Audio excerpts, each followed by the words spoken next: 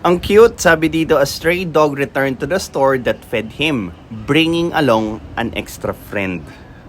Cute as it may look, but this is how socialism comes spiraling out of control. Yung tipong isa lang yung pinakain mo, tapos nalaman nung iba na may nagpapakain sa kanya, aba lahat na gustong makikain. And take note, without even trying to pay for whatever resources they are going to use.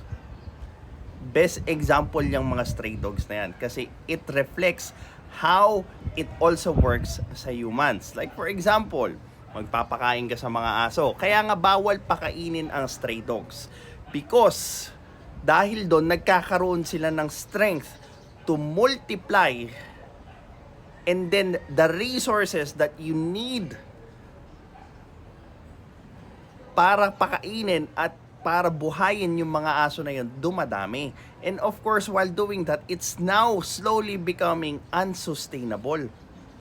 Ganun din sa socialism. If the people you are helping stayed sa pagiging mahirap, dumadami lang yung mahirap instead yung nakakaalis sa hirap, then yung resources to maintain those people is going to get out of control and babagsak yung bansa natin. Alam mo yung kung kailan dumami yung libre, doon dumami yung mahirap. It does not make sense. Kung totoo yung sinasabi ng mga socialists that they need more support, aba, sa panahon ngayon, mas marami na yung free na binibigay natin kesa before. And it's not working anymore. We think we need more free rather than focusing on the people to produce more. And that system is what's going to bring our country and economy down.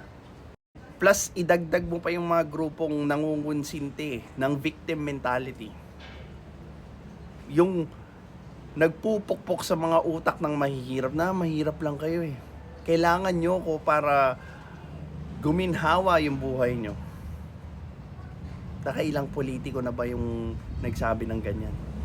Until now, you are just being used para doon sa boto para maulit or paulit-ulit silang maupo sa pwesto.